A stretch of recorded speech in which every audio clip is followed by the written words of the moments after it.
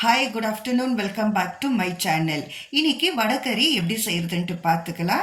எனக்கு ரொம்பவே இது பிடிக்கும். பெங்களூரில் ஹோட்டலில் கிடைக்கிறது ரொம்பவே இது ரேரு. அதனால என் நேபர்கிட்டேருந்து இது கற்றுக்கினா அவங்க சென்னைக்காரு.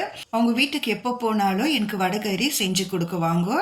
தோசை, இட்லி, சப்பாத்தி கூட ரொம்பவே டேஸ்ட்டாக இருக்கும். அவங்க வீட்டில் செய்யறது நானும் கற்றுன்னு வந்துட்டு என் வீட்லேயும் அடிக்கடிக்கு இது செய்வேன். இப்போ எப்படி செய்யலான்ட்டு பார்த்துக்கலாம். 1/4 kg கடலைப்பருப்பு 8 மணி நேரத்துக்கு நான் ஊற வச்சு எடுத்துக்கிறேன். கடலைப்பருப்பு நம்ம ஊற வச்சிருந்து அரைக்கக்குள்ள ஒரு துண்டு இஞ்சி, ஒரு 4 காஞ்ச மிளகா, கொஞ்சமாக உப்பு சேர்த்துட்டு நல்லா கொஞ்சம் குறகுறப்பாகவே நம்ம அரைச்சிக்கணுமா இருக்குது. அரைச்சிட்ட பிறகு தோசை தவால அடிக்கு நம்ம எப்படி சுட்டு எடுக்கிறோமோ அதே போல் இந்த மாவு கூட 2 சைட்லையும் நல்லாவே சுட்டு எடுத்துக்கணுமா இருக்குது. இப்போ கொழும்புக்கு தேவையாக இருக்கிறது பார்த்துக்கலாம்.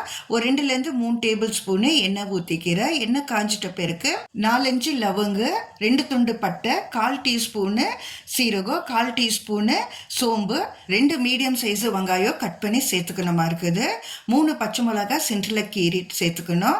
கொஞ்சமாக கருவேப்பிலை சேர்த்துட்ட பிறகு 1 டேபிள் ஸ்பூனு இஞ்சி பூண்டு பேஸ்ட்டு சேர்த்துட்டு நல்லா பச்சை வாசனை போகிற வரைக்கும் வதக்கிக்கணுமா இருக்குது. கூடவே ஒரு 3 தக்காளி குட்டி குட்டியாக கட் பண்ணி அதுவும் சேர்த்துக்கலாம். 1/4 டீஸ்பூனு மஞ்சள் தூள், 1 டேபிள் ஸ்பூனு மிளகாத்தூள், 1/4 டீஸ்பூனு காஷ்மீரி சில்லி பவுடரு, உங்கள்கிட்ட இல்லைனாக்கா ஸ்கிப் பண்ணிக்கலாம்.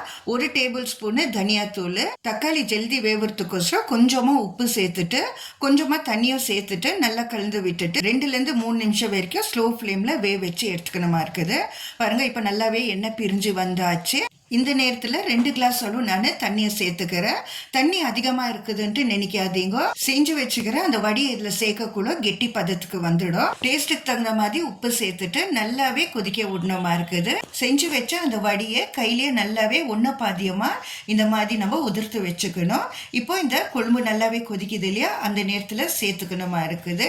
ஸ்லோ ஃப்ளேமில் ஒரு 5 நிமிஷம் நல்லா வச்சு எடுத்தாக்கா நம்மளோட வடகறி ரெடி ஆயிடுச்சு. நல்லா சில்லுன்னு ஆவாவோ கெட்டி பதத்துக்கு வந்துடும். அதனால இந்த பதத்துக்கு வந்தால் போதுமா இருக்குது. இப்போ ஸ்டவ் ஆஃப் பண்ணிடலாம். நீங்கள் வீட்டில் ட்ரை பண்ணி பார்த்துட்டு நல்லா இருந்துச்சுனாக்கா உங்கள் ஃப்ரெண்ட்ஸ் அண்ட் ஃபேமிலிக்கு ஷேர் பண்ணிக்கோங்க. கூடவே ஒரு லைக்கை கொடுங்க.